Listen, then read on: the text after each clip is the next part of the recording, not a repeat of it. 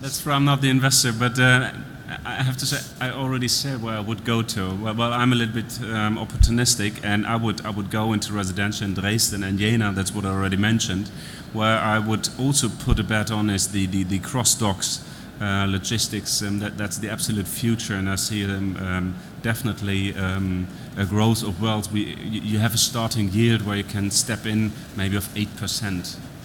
And there's room definitely going down to 7% in the next 5 years. So this is a fantastic margin you can earn. Nevertheless, I would also bet on healthcare and senior living because it's such a stable market, you can't make anything wrong there. On the other hand, it's not such a liquid market for a quick step out. If you invest into these properties, the investment market and the parties acting in that area is quite small. So if you want you also need a quick exit, let's say over 1, 2, 3 years. I would bet on classical office retail in the main hubs because these are liquid markets where you always have a chance to find an exit. Okay, good. Tim, how would you invest my 500 million? Well, I would take quite a big bet on buying a dominant shopping centre, but one that needed repositioning. So I'd probably put half the capital into that. I'd put a quarter of the capital into high-yielding logistics to take advantage of the cash-on-cash yield, and I also think that yields will come in on that sector of the market over the next 18 months, so I think there's a yield play as well. And then I'd put the rest of the money into food-anchored retail warehouses around Germany.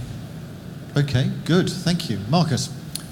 Being a researcher, knowing all about the future and can predict what's happening in the next years to come. Excellent. I might be the correct person to give you an answer to the question, but actually I would say it's quite a difficult situation depending on what type of yield requirements you are having. If the investor has high demand for running yield, I would go to a certain extent for existing stock residential.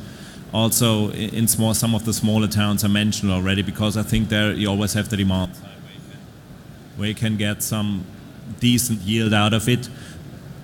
A part of it I would put into value-add office and retail and also secondary locations where you might have on some management to do on the building, on the lease structures and everything, because they possibly can get some yield shift on a 3 to 5 year horizon.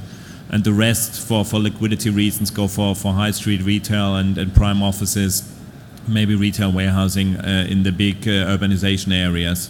To really have a liquid market to really be able to do the transactions, to enter and exit the market for a reasonable worked asset management strategy or portfolio strategy.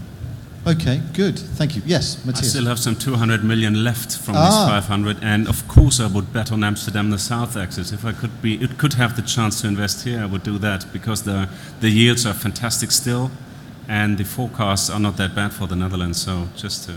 So you would, in fact, some of my money that I was giving you for Germany, you'd put into Holland. There you go. Now that's a good tip. Great. So thank you very much for coming, and thank you to the panel. Thank you. Thank you very much.